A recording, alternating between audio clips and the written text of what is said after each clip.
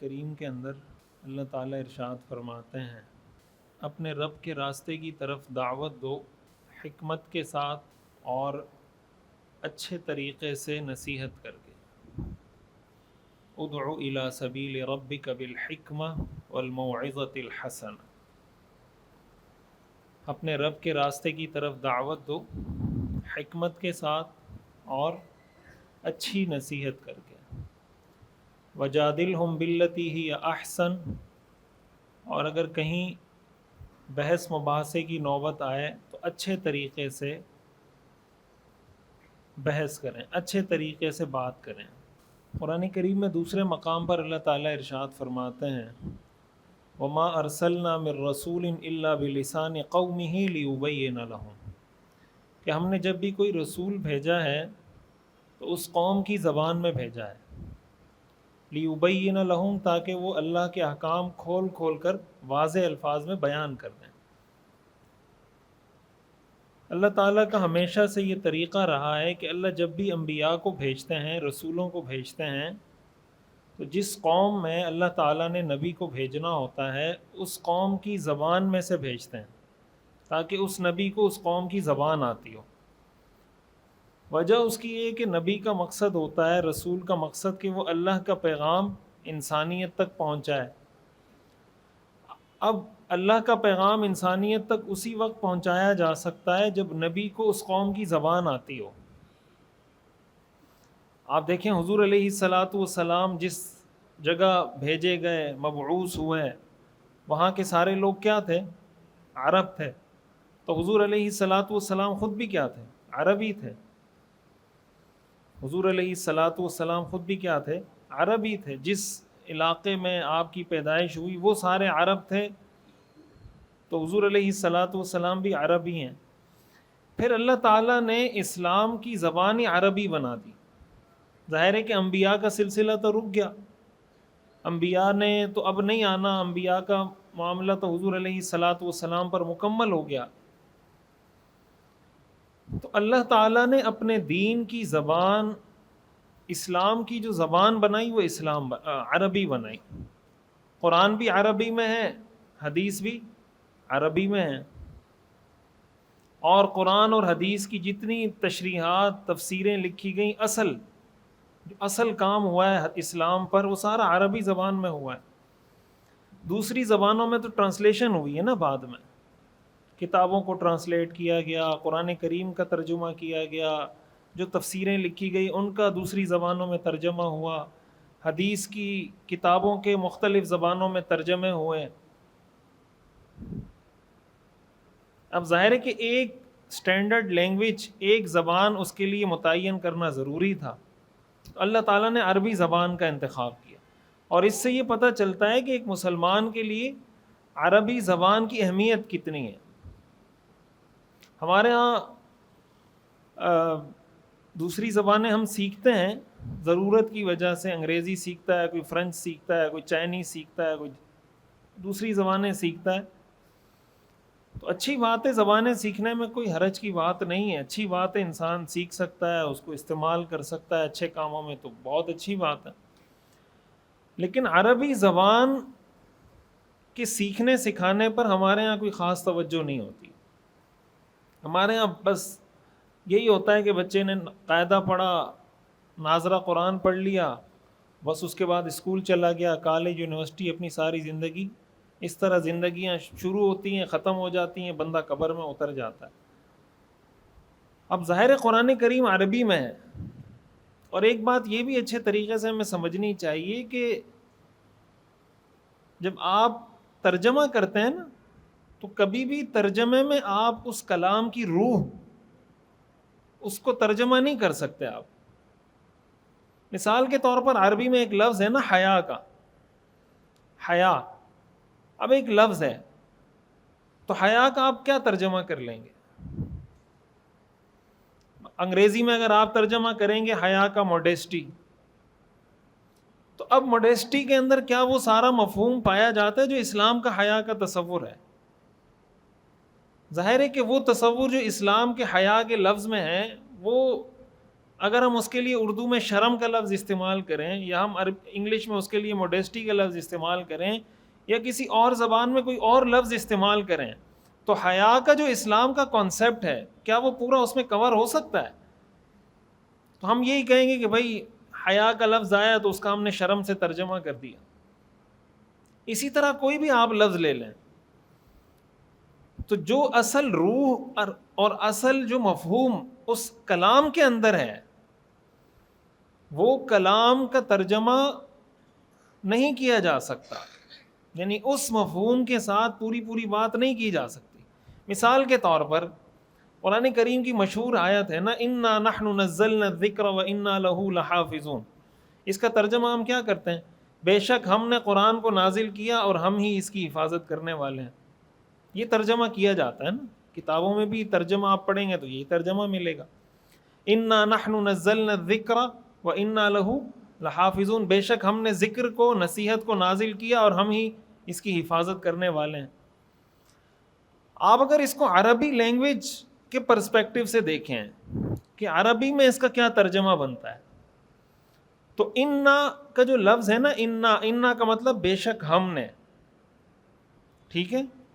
تو اس میں ایک تو بے شک کا لفظ آ گیا صحیح ترجمہ اگر آپ کریں، اور ایک ہم کا لفظ آ گیا، ٹھیک ہے؟ انا کا مطلب بے شک ہم، پھر آگے ہے نحنو کا مطلب بھی ہے ہم، ٹھیک ہے؟ پھر نزلنا کا مطلب ہے ہم نے نازل کیا، تیسری دفعہ ہم آ گیا نا۔ انا کا کیا مطلب؟ بے شک، ہم، نحنو ہم، نزلنا ہم نے نازل کیا، الذکر ذکر نصیحت کو کہتے ہیں، وَإِنَّا واو کا مطلب ہوتا ہے اور، انا کا مطلب پھر بے شک ہم، لہو یہ لام جو آتا ہے نا کسی میں ویسے آسان الفاظ میں بتا، لام تاکید کے لیے آتا ہے کہ ضرور بالضرور اس قرآن کی، پھر ہے لحافظون ضرور بالضرور اس کی حفاظت کرنے والے ہیں۔ اب اگر اس کا صحیح لفظی ترجمہ آپ کریں گے تو اس کا ترجمہ ہوگا بے شک ہم نے، ہاں بے شک ہم نے نصیحت کو نازل کیا اور بے شک ہم ضرور بالضرور اس کی، ہاں ضرور بالضرور اس کی حفاظت کرنے والے ہیں۔ تو ایسا ترجمہ کوئی کرے گا؟ ایسا ترجمہ ظاہر ہے کوئی کرے گا تو اگلے کو سمجھ ہی نہیں آئے گی۔ تو اس کا ترجمہ یہی کیا جاتا ہے بے شک ہم نے قرآن کو نازل کیا اور ضرور بالضرور ہم اس کی حفاظت کرنے والے ہیں۔ تو اب قرآن کریم کا یہ جو جملہ ہے انا نحن نزلنا الذکر وانا لہ لحافظون، اس کے اندر جو تاکید ہے، اس کے اندر جو زور ہے، وہ ترجمے میں نہیں آ سکتا۔ اس لیے ایک مسلمان کو، ہم جہاں بہت ساری چیزوں میں دین سے دور ہوئے ہیں نا، اس کے جو اسباب ہیں، ان اسباب میں سے ایک سبب بنیادی طور پر یہ بھی ہے کہ عربی زبان کے ساتھ ہمارا کوئی خاص مناسبت، کوئی جوڑ، کوئی تعلق، کوئی سیکھنے سکھانے کا کوئی سلسلہ نہیں ہے۔ امت، کوئی قوم، کوئی امت جب زوال کا شکار ہوتی ہے نا، اس کے بہت سارے اسباب ہوتے ہیں۔ تو ہم بھی اس وقت بحیثیت امت کے اس وقت زوال کا شکار ہیں، مسلمان قوم، مسلمان امت۔ آپ دیکھ رہے ہیں کیا ہو رہا ہے مسلمانوں کے ساتھ ساری دنیا میں۔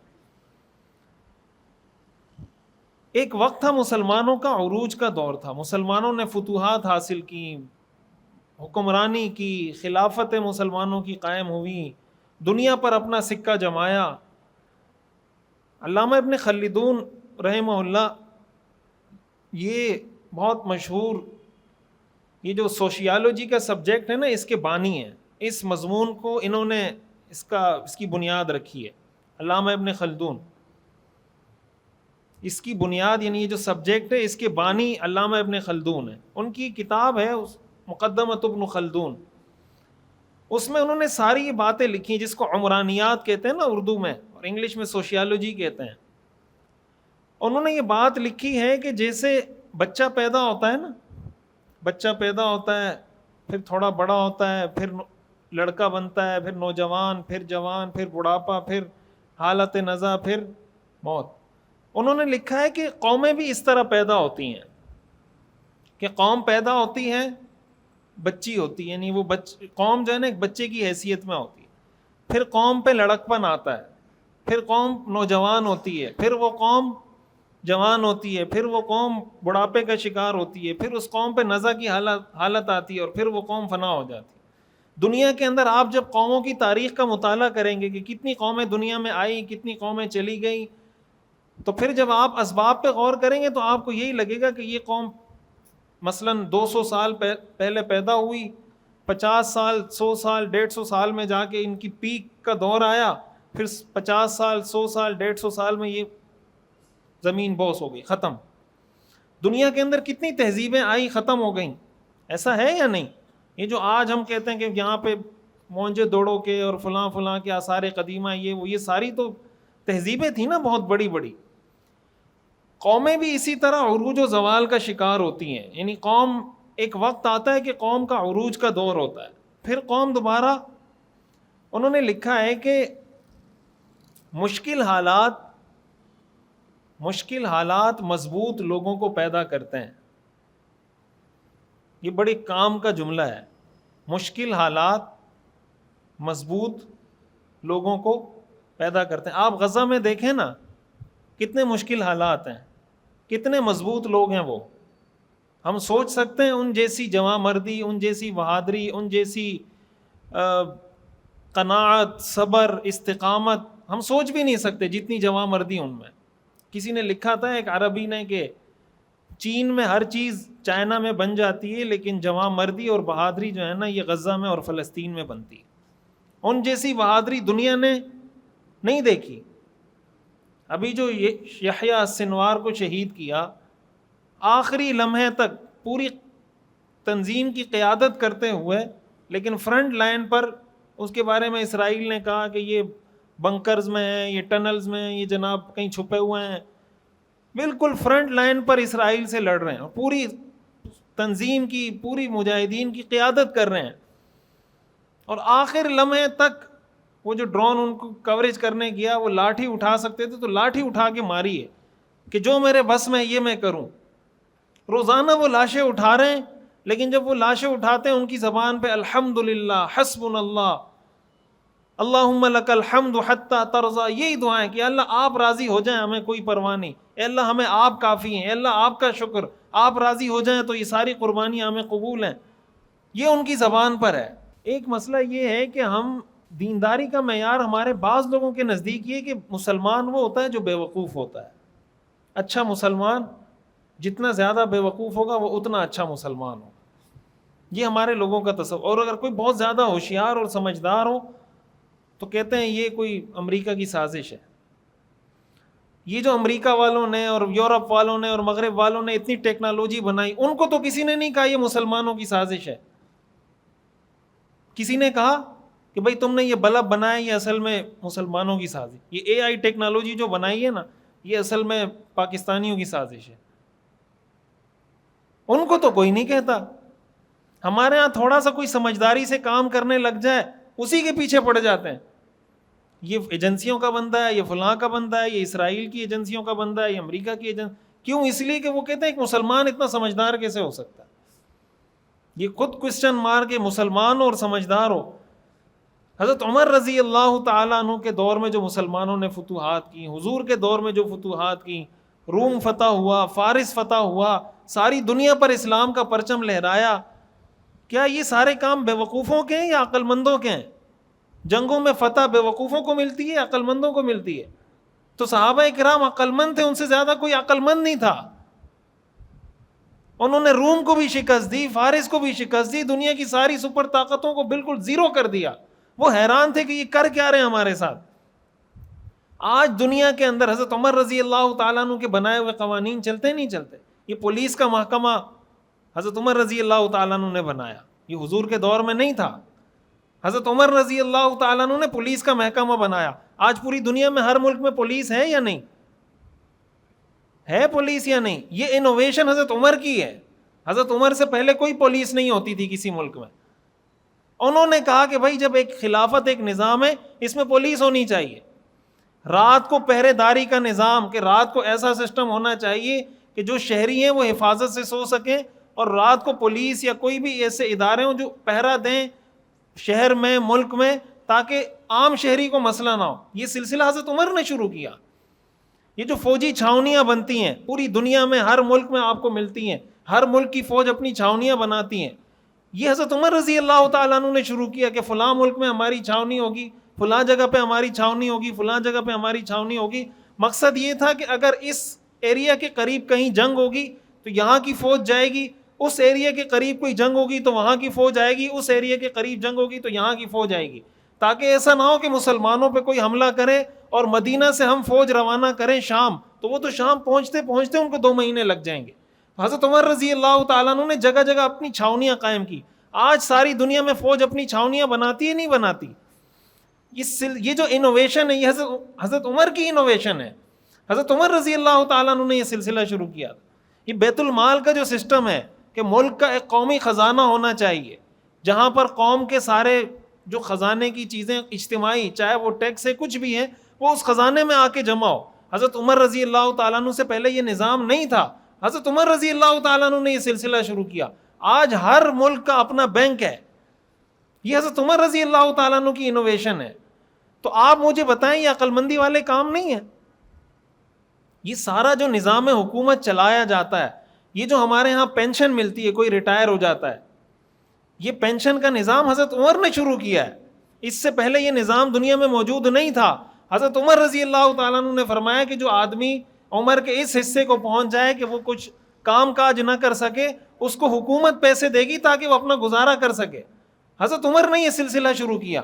آج جو یورپین کنٹریز کے اندر، کینیڈا اور ان ممالک کے اندر فی بچہ حکومت کی طرف سے پیسے دیے جاتے ہیں کہ آپ کا 1 بچہ ہوگا تو حکومت اتنے پیسے دے گی، 2 بچے ہوں گے. یہ سلسلہ حضرت عمر نے شروع کیا تھا. یہ جو کہا جاتا ہے مدینہ کی فلاحی ریاست، آج یورپین کنٹریز جس سسٹم کو لے کے چل رہی ہیں، یہ ساری وہ چیزیں جو حضرت عمر رضی اللہ تعالیٰ عنہ کی شروع کی ہوئی ہیں. اس کو فلاحی ویلفیئر اسٹیٹ اس کو کہا جاتا ہے. اور یہ ویلفیئر اسٹیٹ کا تصور مدینہ کی ریاست سے ہمیں ملا ہے. آج ساری دنیا اس کو کاپی کر رہی ہے اور ہمیں یہ بھی نہیں پتا کہ یہ شروع کس نے کیا تھا. بلکہ آج اگر کوئی اس طرح کا کوئی انوویٹو کام کرے، کوئی ایسا کام جس سے معاشرے کو کوئی اور فائدہ پہنچ سکتا ہے، فوراً ہمارے دماغ میں سازشی تھیوری آ جائے گی کہ یہ کوئی سازش ہے. اگر حضرت عمر رضی اللہ تعالیٰ عنہ کو معاذ اللہ یہ سب کچھ کہا جاتا اس دور میں کہ آپ نے پولیس کا محکمہ کیوں بنایا، آپ نے بیت المال کیوں بنایا، آپ نے فوجی چھاونیاں کیوں قائم کی، آپ نے یہ جناب پینشن کا سلسلہ کیوں بنایا، بچوں کو وظیفہ جاری کرنے کا سلسلہ کیوں قائم کیا آپ نے، تو یہ سب کچھ وہ قائم کر سکتے تھے.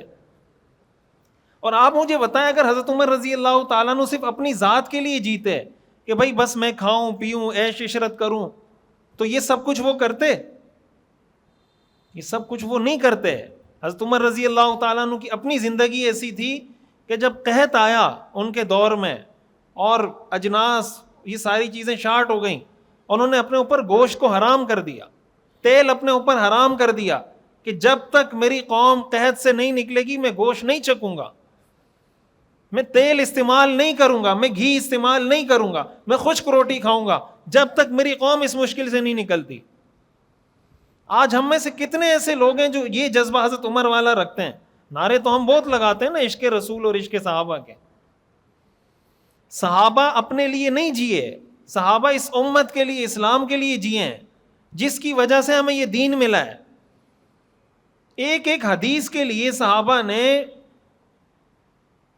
کئی مہینوں کے سفر کیے. تابعین نے، کسی کو پتا چلا کہ بھئی فلاں شام میں، مثلا مدینہ میں ایک شخص ہے، اس کو پتا چلا کہ شام میں ایک صحابی ہیں اور ان کے بارے میں کہا جاتا ہے کہ انہوں نے حضور سے ایک حدیث سنی تھی اور انہوں نے وہ حدیث نہیں سنی ہوئی. یہ مدینہ سے جاتے تھے شام،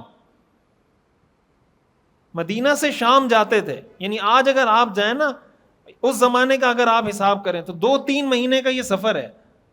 2-3 مہینے سفر کر کے پہنچتے تھے اس صحابی کے پاس، کہتے تھے کہ ہمیں یہ پتا چلا ہے کہ آپ نے حضور سے کوئی ایک حدیث سنی ہے، اگر آپ ہمیں وہ سنا دیں کہ کیا حدیث آپ نے سنی ہے.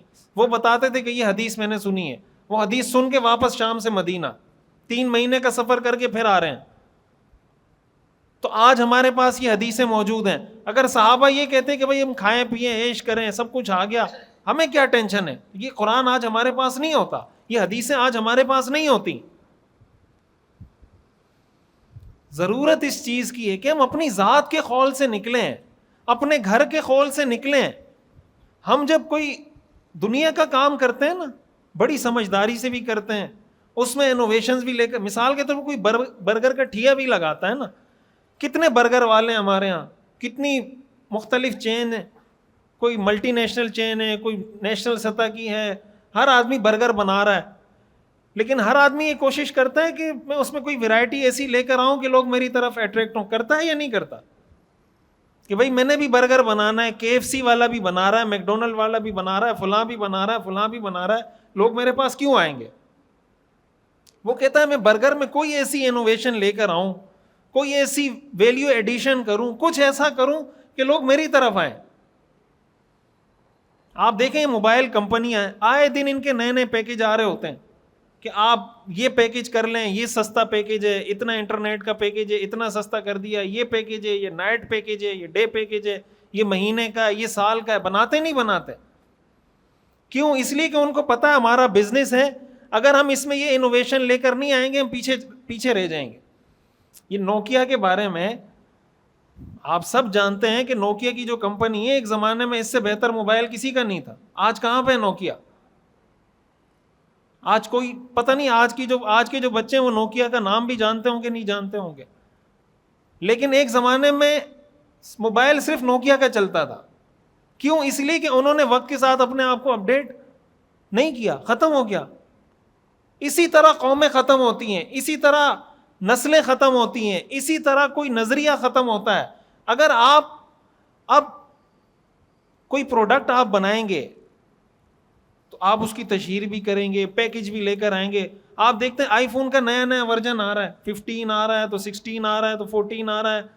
ویوو کمپنی ہے, ہواوے کمپنی ہے, ہر 6 مہینے سال بعد نیا ماڈل آ رہا ہے. ایسا ہے یا نہیں؟ کیوں؟ اس لیے ان کو پتا ہے اگر یہ انوویشن ہم لے کر نہیں آئیں گے ہماری کمپنی فلاپ ہو جائے گی, ختم ہو جائے گی ہماری کمپنی. وہ نئی نئی چیزیں لے کر آ رہے ہیں.